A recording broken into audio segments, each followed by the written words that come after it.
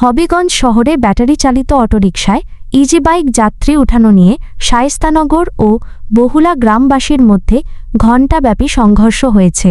গতকাল সোমবার দুপুরে শহরের শায়েস্তানগর এলাকায় এ সংঘর্ষ হয়। এতে হবিগঞ্জ সদর মডেল থানার ওসি সহ অন্তত ৪০ জন আহত হয়েছেন।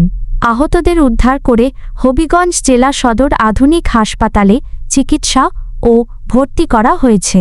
খবর পেয়ে পুলিশ ও সেনাবাহিনী ঘটনাস্থলে গিয়ে পরিস্থিতি শান্ত করে।